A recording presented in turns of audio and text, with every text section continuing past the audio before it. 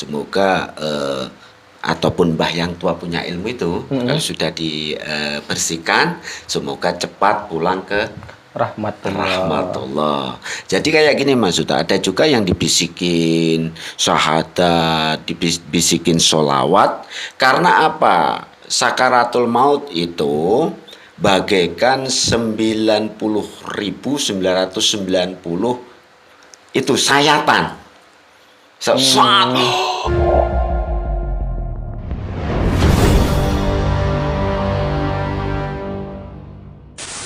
Oke, assalamualaikum warahmatullahi wabarakatuh. Waalaikumsalam warahmatullahi wabarakatuh. Alhamdulillah, alhamdulillahillazi nasta'inu umurid dunya wadin wa ala alihi washabihi ajmain amma ba'du.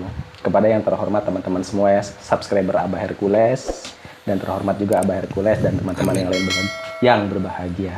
Yang pertama-tama mari kita panjatkan puji syukur kita kehadiran Allah Subhanahu wa taala yang mana atas berkat rahmatnya kita masih bisa berkumpul, bikin video kayak biasanya ya, alhamdulillah ya. Amin, amin, amin. Alhamdulillah, puji syukur banget.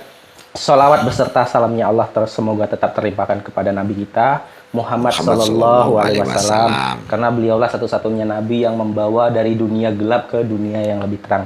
Oke, malam hari ini kita mau cerita-cerita sedikit tentang pengalaman dari Abah Hercules, yang dimana Abah ini kan seorang praktisi ya. Benar Mas Uta. Ya kan? Seorang praktisi. Jadi malam hari ini kita mau menceritakan sedikit kisah-kisah tentang Abah Hercules. Sebelum itu perkenalkan, nama saya Huta. Saya tetap kolaborasi dengan channelnya Abah Hercules. Dan saya di sini sebagai moderator atau hostnya Abah Hercules. Dan seperti biasa saya ditemani oleh Abah Hercules. Gimana Abah malam hari ini? Alhamdulillah sehat. Alhamdulillah sehat. Ya. Nah, jadi cerita ini gini lah. Malam hari ini kan kita mau menceritakan sedikit pengalaman-pengalaman Abah Hercules. Yang pertama itu mau menceritakan pengalaman Abah kayak mengobatin orang yang sakratul maut gitu ya. Iya, kan, ya, benar. Kita kan berdua seorang praktisi yang dimana kita tuh sering banget kan kayak nyabut orang yang susah meninggal dan yang sebagainya kayak gitu kan. Ya, karena benar. Gini teman-teman, di desa itu tuh banyak atau masih ada orang yang kayak menganut ilmu keilmuan. Nah, dan hal seperti itu tuh kadang-kadang tuh berpengaruh di saat dia menjelang kematiannya. Kurang lebih benar, benar Mas Uta. Nah, jadi kalau menurut Abah Hercules tuh gimana? Atau pengalaman Abah Hercules tuh gimana waktu Abah menjamas ya, kalau kata orang sini ya, menjamas orang. Kalau orang Jawa itu menjamas. Apa ya, arti menjamas? Itu mensucikan orang yang susah mau pulang ke rahmatullah. Intinya menjamas itu membersihkan. Membersihkan. Coba Abah. Salah satunya contoh gini Mas Uta.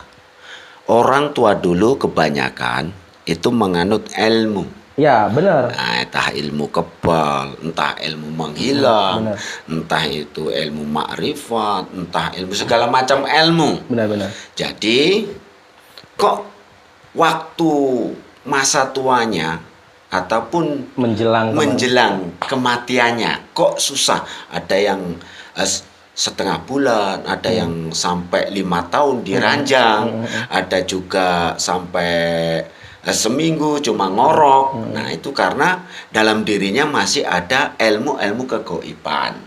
Nah, caranya Mas Uta itu kita membersihkan. Salah satunya dari pembersihan itu contohnya air kelapa hijau,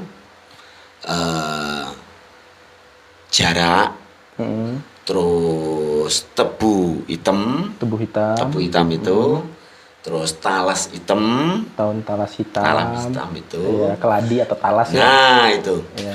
Terus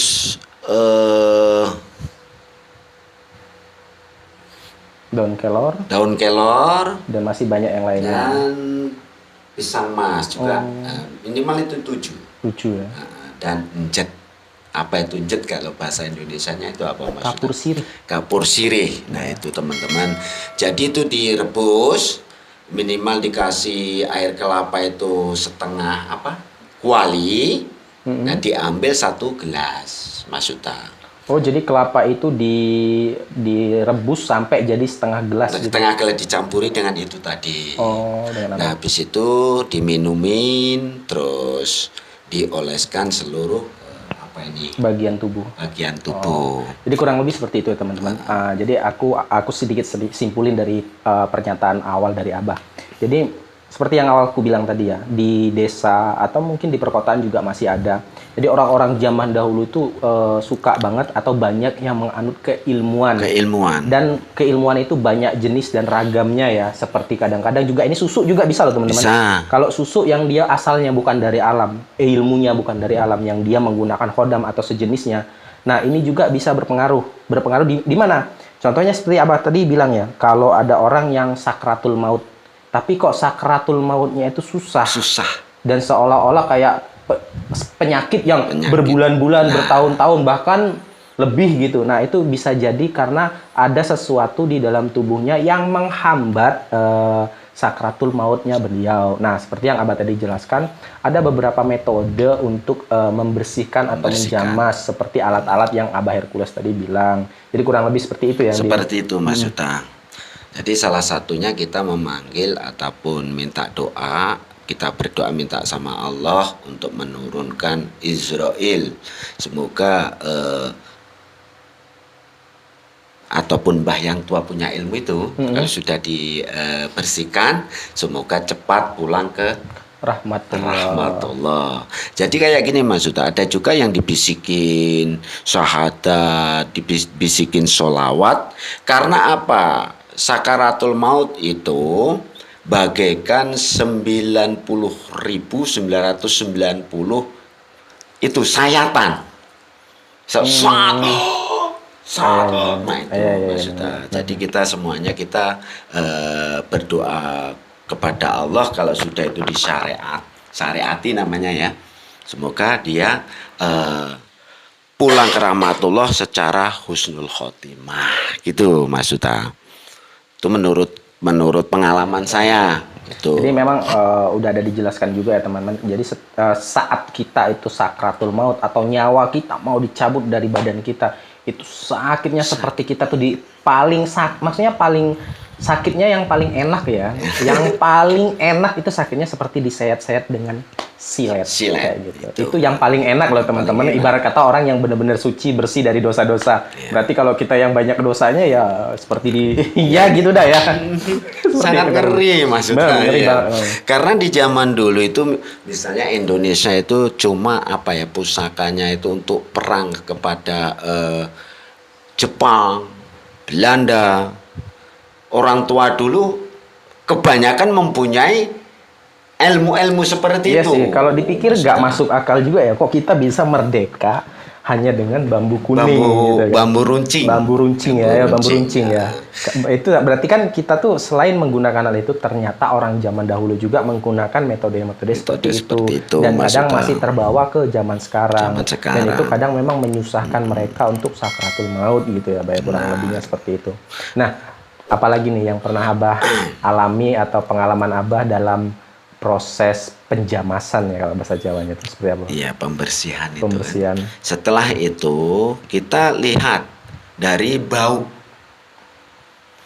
Kalau salah satunya sudah digituin, Mas Uta, terasa di ruangan itu baunya apa itu yang dipakai di dalam lemari di baju yang bulat-bulat itu apa? Kapur barus. Kapur barus.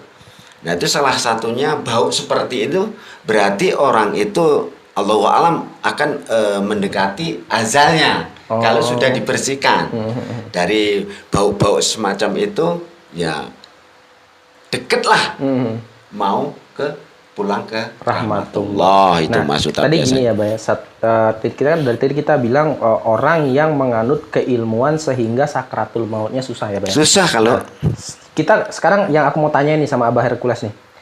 Yang pertama aku mau tanya ciri-cirinya aja deh. Yang pertama bener. Kan susah meninggal gitu ya.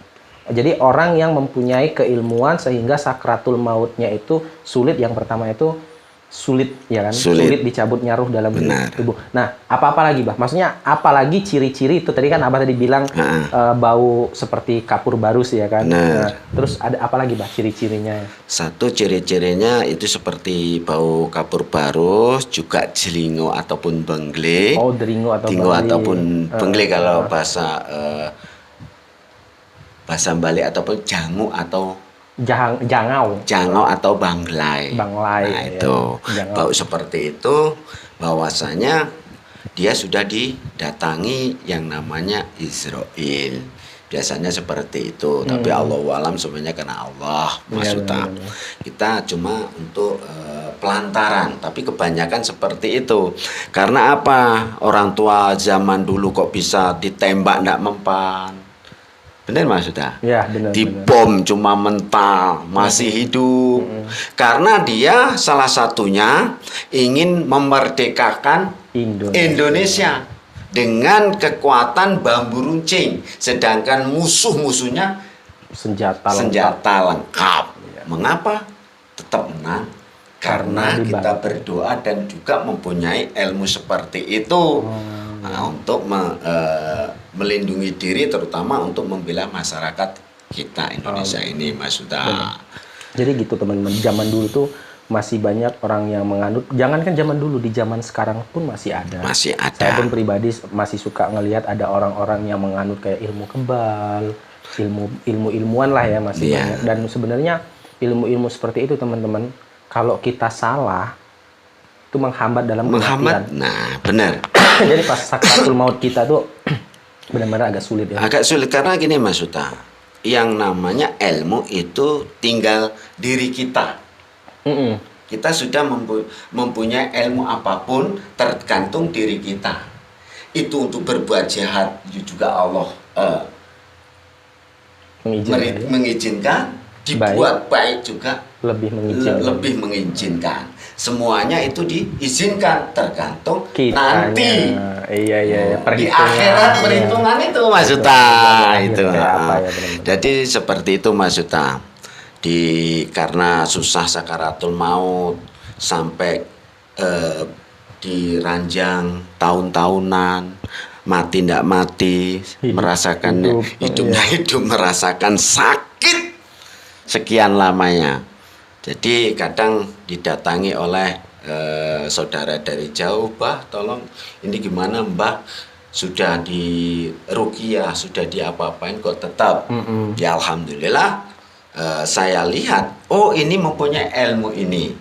Coba dibersihkan dengan yang kami tanyakan tadi Mas Uta. Ya alhamdulillah.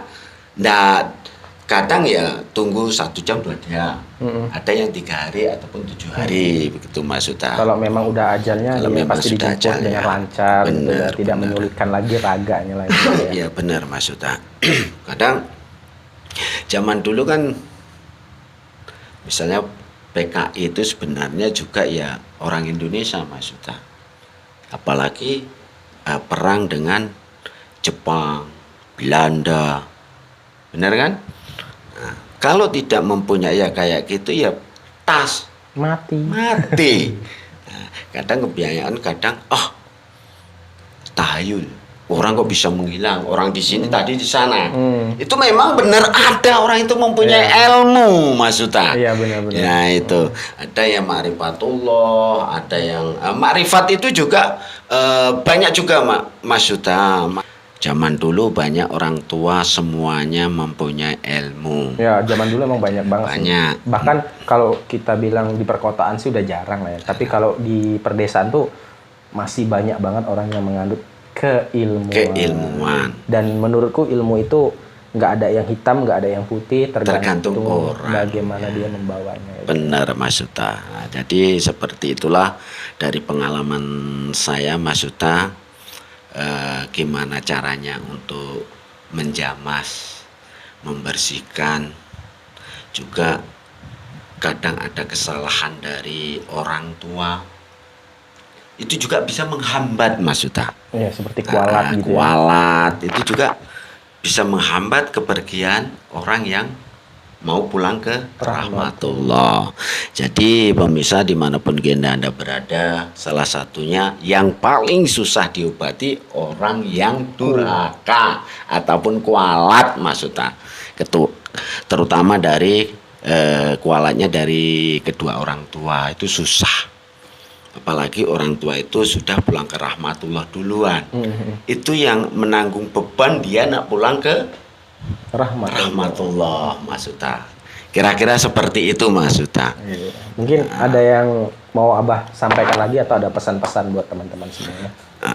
Oke, pemirsa dimanapun Anda berada, salah satunya yang Abah ceritakan tadi seperti itu, Abah mohon bagi anak-anak ataupun adik-adik jangan melawan dengan orang tua, karena Allah yang nyata, kedua orang tua terutama ibu, Mas Uta. Benar. Begitulah Mas Uta yang Abah bisa ceritakan masalah nak pulangnya ke rahmatullah. Begitulah Mas Uta. Jadi seperti itu ya teman-teman. Sebelumnya jangan lupa kalian like, subscribe, komen, dan share ke teman-teman yang lain supaya tahu ada yang suka dengan konten kita. Benar. Karena dengan cara seperti itu kalian tuh bikin kita tuh lebih semangat. Dan semangat. dengan seperti itulah kalian tuh bikin kita tuh tambah semangat lagi untuk berkreativitas terus bikin konten-konten yang lebih lanjut kayak Nanti gitu ya. dalam kesempatan disambung lagi. Mas Disambung Uta. lagi. Jadi kalau kalian suka dengan konten-konten yang seperti ini, kalian komen di bawah ya. Atau kalian ada tema yang lain mau dibahas juga komen di bawah. Nah, kalau untuk saya pribadi ya teman-teman seperti ini. Karena di zaman sekarang pun masih banyak orang yang menganut ilmu keilmuan. Dan ilmu keilmuan itu ada yang bersekutu, ada yang menggunakan, ada yang bla bla bla bla bla. Memang setiap ilmu tuh tergantung bagaimana kita membawa ke jalan yang mana yang kita membawa. Tapi bagi saya pribadi seperti kalau kita bersekutu atau kita menggunakan, banyak dampak negatif yang kita dapatkan, seperti susu yang menggunakan kodam juga banyak dampaknya. Seperti apa? Yang pertama, itu kadang-kadang jiwa kita tidak tenang. Benar, Mas Uta. Dua, itu kadang-kadang hawa di rumah kita itu tidak nyaman. Tidak nyaman. Tidak membuat harmonis rumah tangga. Bahkan untuk anak-anak yang masih lajang atau yang belum punya keluarga, kadang-kadang hawa panas itu bisa turun ke bawah dan menyebabkan kemandulan. Benar, Mas Uta. Ya kan? Benar. Membuat kita juga sulit untuk mencari rezeki. Dan banyak lagi yang lain-lain. Jadi saran untuk saya, hati-hati dalam mencari ilmu pengetahuan yang seperti itu. Ya, Pak ya? Ya, benar.